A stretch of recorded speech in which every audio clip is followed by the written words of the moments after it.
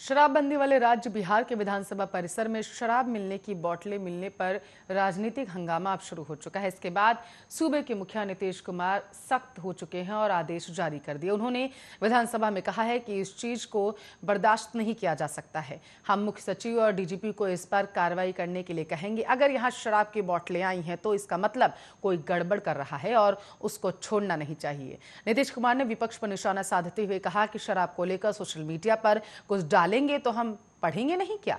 चिट्ठी जब मिल जाए तब हम पढ़ेंगे। इस पर आरजेडी नेता तेजस्वी यादव ने कहा कि हम खुद देख कर आए हैं, डिजिटल जमाना है, आपको टैग कर दिया जाता है।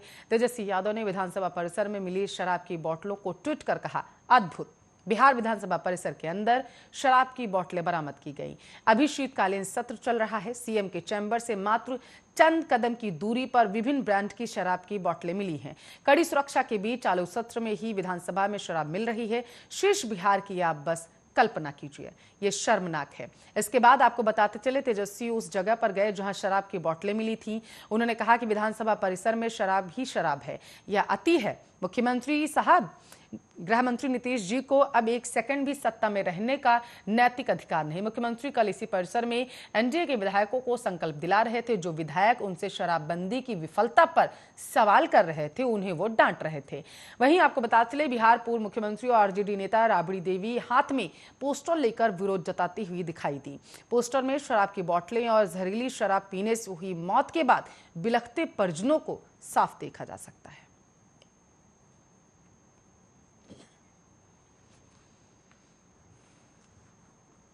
तो भगोड़े कारोबारी विजय माल्या की सजा पर सुप्रीम कोर्ट 18 जनवरी को अब विचार करेगा। माल्या को 2017 में ही सुप्रीम कोर्ट ने अपनी अवमानना का दोषी करार दिया था। कोर्ट ने आज कहा है कि दोषी का प्रत्यर्पण हो रहा है या नहीं हो रहा है। सजा पर फैसले के लिए और इंतजार नहीं किया जा सकता। जस्टिस, आपको बताते चले, यूयू ललित की अध्यक्षता वाली 3 जजों की बेंच ने कहा है कि दोषी अपने वकील के माध्यम से पक्ष रख सकता है। कोर्ट ने वरिष्ठ वकील जयदीप गुप्ता को मामले में अपनी सहायता के लिए एमिकस क्यूरी नियुक्त किया है। बैंकों के हजारों करोड़ रुपए हजम कर फरार माल्या को सुप्रीम कोर्ट ने 9 मई 2017 को अवमानना का दोषी ठहराया था। उसे डियागो डील के $40 मिलियन अपने बच्चों के विदेशी अकाउंट में ट्रांसफर करने और संपत्ति का सही ब्यौरा न देने के लिए अवमानना का दोषी करार दिया गया। उसकी पुनर्विचार याचिका भी खारिज कर दी जा चुकी है और इससे पहले 5 अक्टूबर 2020 को यह मामला कोर्ट में लगा था।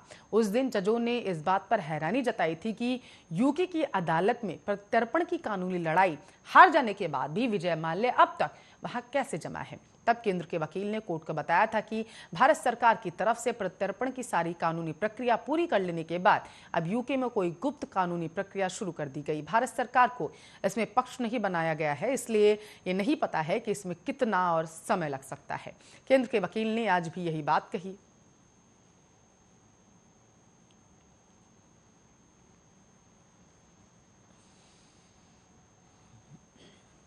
तो आज से सीबीएसई की टर्म 1 की बोर्ड परीक्षा शुरू हो गई है और परीक्षाएं ऑफलाइन माध्यम से स्कूलों में होंगी। प्रत्येक पेपर 90 मिनट का होगा और इसमें बहुविकल्पी प्रश्नों का जवाब देना होगा। केंद्रीय माध्यमिक शिक्षा बोर्ड की 10वीं की टर्म 1 की परीक्षा आज आपको बताते चले, यानी मंगलवार से शुरू हो चुकी है। पहले दिन सामाजिक विज्ञान की परीक्षा हो रही है और कक्षा 10वीं की बोर्ड परीक्षाएं 30 नवंबर से 11 दिसंबर तक चलेंगी, जबकि 12वीं के छात्रों की मुख्य विषयों की परीक्षाएं 1 दिसंबर से 22 दिसंबर तक चलाई जाएंगी। टर्म 1 की परीक्षाओं के लिए सभी स्कूलों की ओर से तैयारियां पूरी कर ली गई हैं।